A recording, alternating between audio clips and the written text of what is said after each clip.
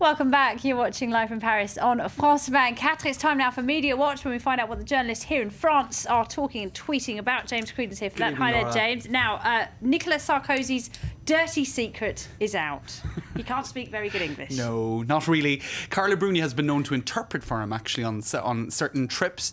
And journalists who've overheard him, according to Route 89, a left-leaning website, say that his English is catastrophic. Now, that's what they say. Do we want to listen to a video from the mid-90s? Oh, yes, we do. This has been circulating on blogs and social media for a number of years. I think we have, if we have a look online here, you can see this blog had it back in 2009. The video was originally put up on YouTube in 2007, and Route 89 are talking about it today. Let's take a listen at his stab at English sometime in the mid-90s. We don't know the exact date. You are welcome to invest in France.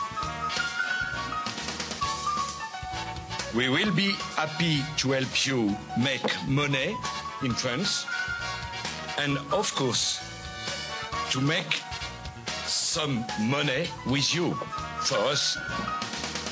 Ah, je suis pas sûr qu'ils aient tout compris. Oh, make some money. In France. And happy and money.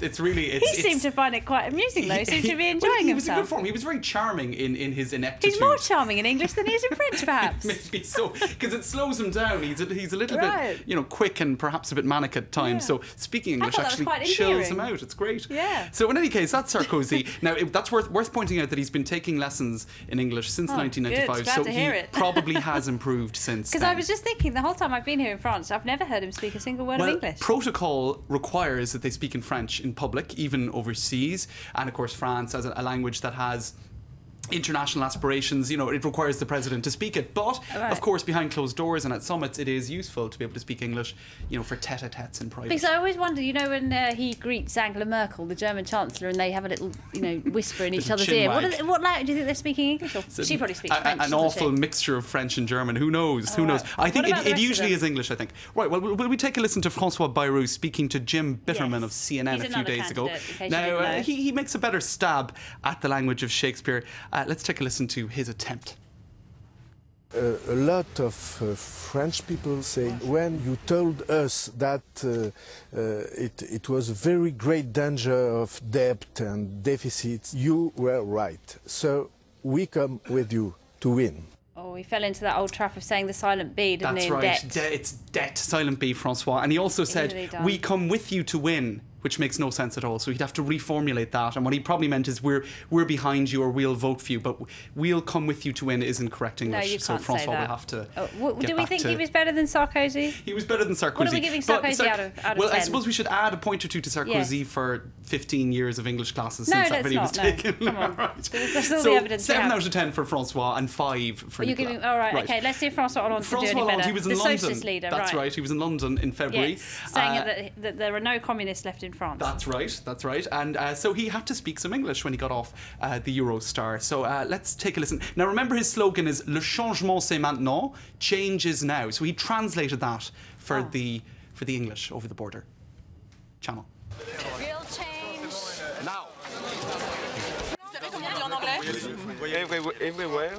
Change and now. change. Très bel anglais, madame. Vraiment très bel. My English is good.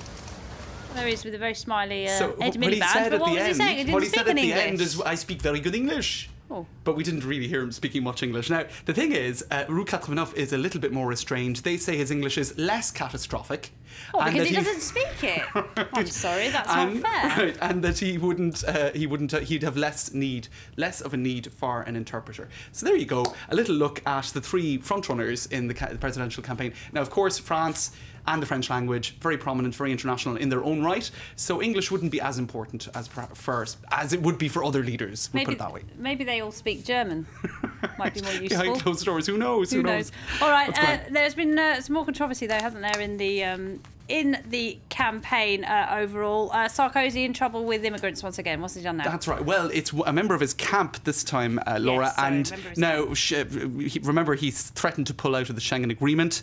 And now a member of his camp is saying, why don't we just build a wall to stop all of the immigrants coming in? Now, this has been done between the United States and Mexico. And indeed, Arnaud Klarsfeld, president of the French Bureau for Immigration and Integration, has suggested that the same be done. Let's take a look at some headlines online today about this. Klarsfeld wants a wall on the edges of the European Union. Now, to give details on that, what he's suggesting is a 130-kilometre wall be built between Greece and Turkey, on the same model as the one between the US and Mexico.